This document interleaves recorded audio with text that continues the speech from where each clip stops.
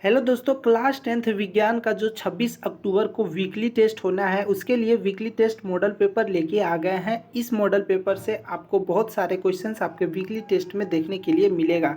आप लोग अपने क्लास के मित्रों को वीडियो शेयर कर दीजिए ताकि आपके मित्र भी वीकली टेस्ट का अच्छा से तैयारी कर सकें। और अभी तक चैनल को आपने सब्सक्राइब नहीं किया तो प्लीज़ चैनल को सब्सक्राइब करके वीडियो को लाइक कर दीजिए।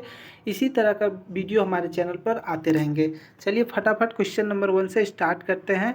आपके वीकली टेस्ट में कुल 16 क्वेश्चंस रहेंगे, जिसमें कि 10 ऑब्जेक्टिव क्वेश्चंस रहेंगे 2 अंक के और 6 रहेंगे सब्जेक्टिव क्वेश्चंस। तो पहला क्वेश्चन ऑब्जेक्टिव है, शरीर में भोजन का पाचन कौन सा अभिक्रिया है। हमारे शरीर में जो भोजन का पाचन होता है वो कौन सा अभिक्रिया है, तो वो अपघटन अभिक्रिया है। ठीक है, ऑप्शन नंबर डी इसका राइट आंसर हो जाएगा। उसके बाद अगला क्वेश्चन हम लोगों का 2 नंबर क्वेश्चन है, नीले लिटमस पत्र को लाल कौन करता है। तो नीले कलर का जो लिटमस पत्र होता है उसमें उसको अगर अम्ल में डुबा दिया जाए, अम्ल उसमें लगा दिया जाए तो वो लाल कलर का हो जाएगा।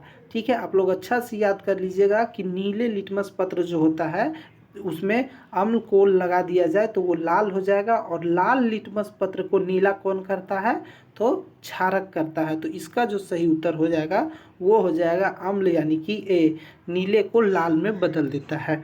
उसके बाद अगला क्वेश्चन हम लोगों का 3 नंबर है, अम्ल धातु से अभिक्रिया करके क्या बनाती है। तो अम्ल जो है धातु से अभिक्रिया करके, धातु से जब अम्ल अभिक्रिया कर लेता है तो वो क्या बनाता है, तो वो लवण और हाइड्रोजन गैस बनाता है। ठीक है, ऑप्शन नंबर बी इसका राइट आंसर हो जाएगा। उसके बाद नेक्स्ट क्वेश्चन हम लोगों का 4 नंबर है, विद्युत धारा का एसआई मात्रक क्या है। विद्युत धारा जो होता है उसका एसआई मात्रक जो है वो एम्पियर होता है। ऑप्शन नंबर बी इसका करेक्ट आंसर हो जाएगा। उसके बाद नेक्स्ट क्वेश्चन हम लोगों का 5 नंबर क्वेश्चन है, पादप में जाइलम उत्तरदायी होता है। जाइलम जो होता है वो किस चीज़ के लिए उत्तरदायी होता है, तो वो पादप का मतलब पेड़ पौधों में जो जाइलम हार्मोन रहता है वो क्या काम करता है, तो जल का वहन करता है। जल को एक जगह से, यानी कि जड़ होता है, जो पेड़ का जड़ होता है वहाँ से पानी को पत्तों में पहुँचाने का काम करता है, तो जाइलम उत्तक। ठीक है,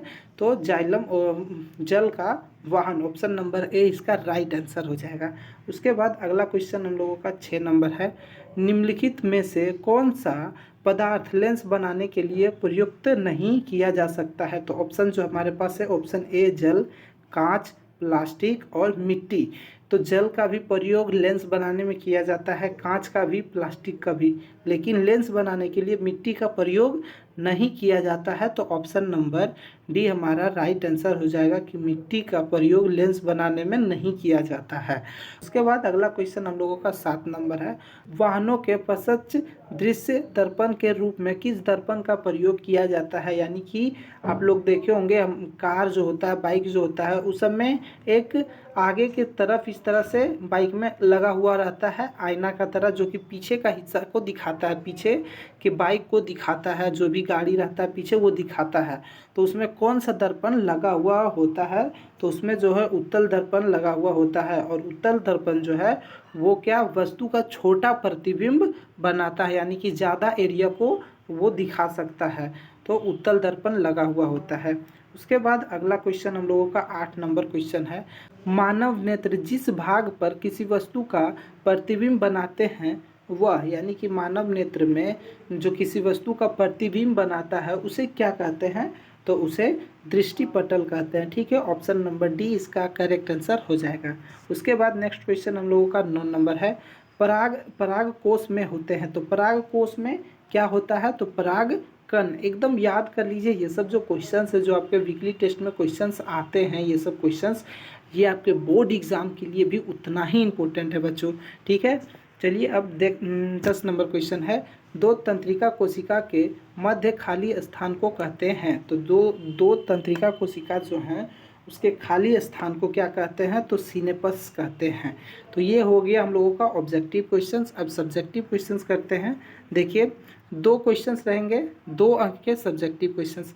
हम आपके लिए बच्चों इस तरह का वीकली टेस्ट जो होंगे उसका क्वेश्चंस लेके आएंगे। आपको हम बोर्ड एग्ज़ाम का भी तैयारी कराएंगे, बोर्ड एग्ज़ाम का भी वीडियो VVI क्वेश्चंस कराते रहेंगे, इसलिए आप हमारे चैनल को सब्सक्राइब करके ज़रूर रख लीजिए।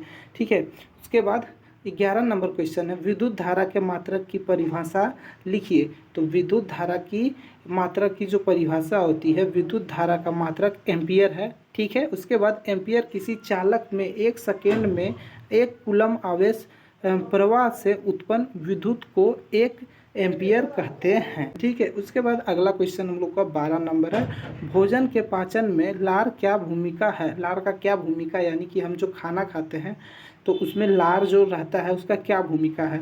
जब हम भोजन को चबाते हैं तब लार में मौजूद एमिलेस, ठीक है, एमिलेस एंजाइम, हमारे लार में एमिलेस एंजाइम होता है, उससे मिक्स हो जाता है हमारे भोजन जो हम चबाते हैं, उसी टाइम लार में जो एमिलेस एंजाइम होता है वो मिक्स हो जाता है और कुछ कार्बोहाइड्रेट का पाचन मुंह में ही प्रारंभ कर देता है, यानी कि मुंह में ही जो कार्बोहाइड्रेट पाचन होता है उसका हो जाता है, ठीक है, प्रारंभ हो जाता है। उसके बाद देखिए 3 नंबर का क्वेश्चन, ठीक है, 2 क्वेश्चंस रहेंगे 3 नंबर का। देखिए सूर्य उदय के समय सूर्य रक्ताभ क्यों प्रतीत होता है।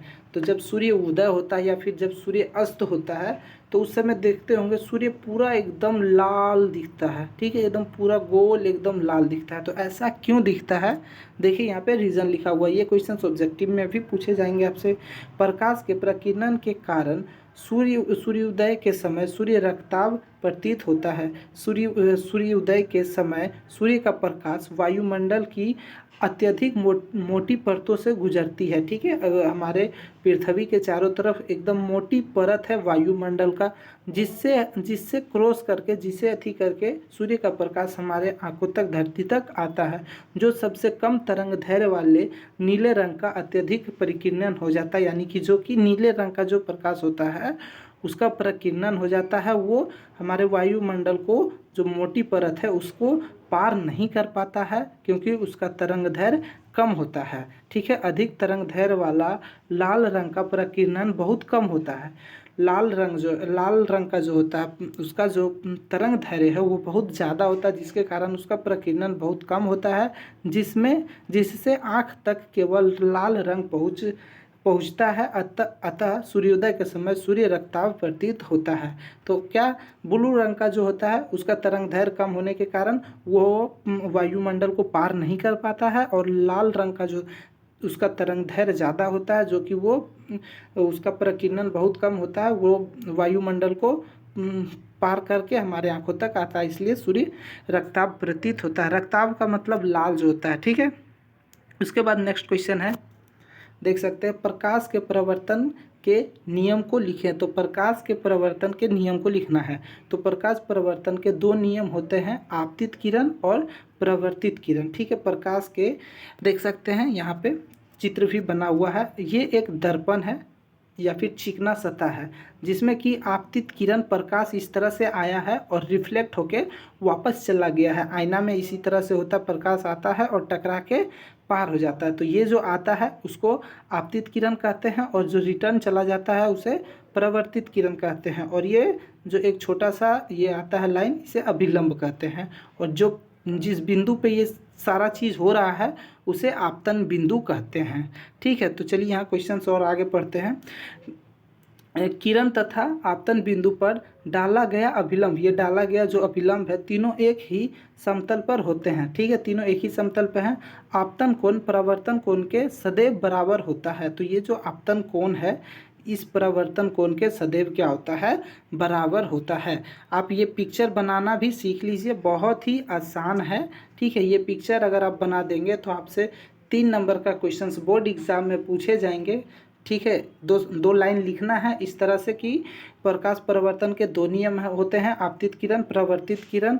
आपतन बिंदु पर डाला गया अभिलंब तीनों एक ही समतल पर होते हैं। आपतन कोण परावर्तन कोण के सदैव बराबर होते हैं। और ये छोटा सा एक तरह से ऐसे करके ऐसे, और इसका नाम लिख लेना, नाम सीख लेना, और इस तरह से बना दीजिएगा, आपको 3 नंबर आराम से मिल जाएंगे, 1 नंबर भी नहीं कटेगा। और पिक्चर नहीं बनाइएगा तो 1-1.5 नंबर काट लिया जाएगा, ठीक है। तो बहुत ही ईजी क्वेश्चंस है, ठीक है। अब चलिए हम लोग 5 नंबर का क्वेश्चंस करते हैं, जो कि दो क्वेश्चंस रहेंगे। तो पहला क्वेश्चन हम लोगों का है, निकट दृष्टि दोष किसे कहते हैं, इसका क्या कारण है तथा इसे कैसे दूर किया जाता है।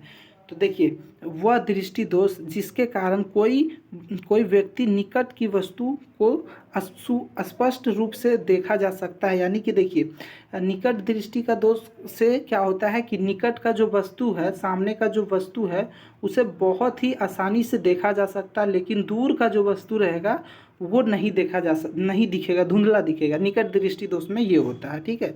उसे निकट दृष्टि दोष कहते हैं, ठीक है। निकट दृष्टि दोष के कारण, तो ये क्यों हो जाता है निकट दृष्टि दोष? तो अभिनेत्र लेंस का आवश्यकता से अधिक मोटा हो जाना, जिससे उसकी फोकस दूरी कम हो जाता है, ठीक है। उसके बाद नेत्र गोलक का लंबा हो जाना, नेत्र गोलक का लंबा हो जाना भी इससे निकट दृष्टि दोष हो जाता है। उसके बाद इसे दूर करने के लिए अवतल लेंस के चश्मे का प्रयोग किया जाता है, ठीक है। अवतल लेंस का चश्मा इसमें पहनना पड़ता है, ठीक। अब दूसरा क्वेश्चन 5 नंबर वाला, तांबे के बर्तन को नींबू या इमली के रस से साफ किया जाता है, कारण बताएं।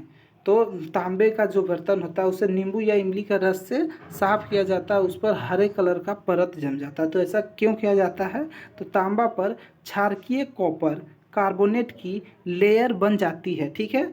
याद कर लीजिए, क्षारकीय कॉपर कार्बन का लेयर बन जाता है, जिसके कारण उसका रंग मलिन हो जाता है। जब तांबे के बर्तन को नींबू या इमली के रस से साफ किया जाता है तो नींबू या इमली में उपस्थित अम्लीय पदार्थ कॉपर सल्फेट से अभिक्रिया कर उसे तांबे का बर्तन से अलग कर देता है, जिससे बर्तन साफ होकर चमकने लगता है। खट्टे पदार्थ क्षारकीय कॉपर कार्बोनेट को हटाने में क्या है, सक्षम होता है। इसलिए खट्टे पदार्थ बर्तन को साफ करने में प्रभावी होता है। तो ये 16 क्वेश्चंस आपके वीकली टेस्ट के लिए बहुत ही इंपॉर्टेंट है। चैनल को सब्सक्राइब करके वीडियो को लाइक कर दीजिए और अपने क्लास के मित्रों को शेयर कर दीजिए। हम आपके लिए बोर्ड एग्जाम का भी वीडियो डालते रहेंगे, आप लोग ज़रूर से देखते रहिएगा, ठीक है। फिर मिलेंगे नए वीडियो में, तब तक के लिए धन्यवाद।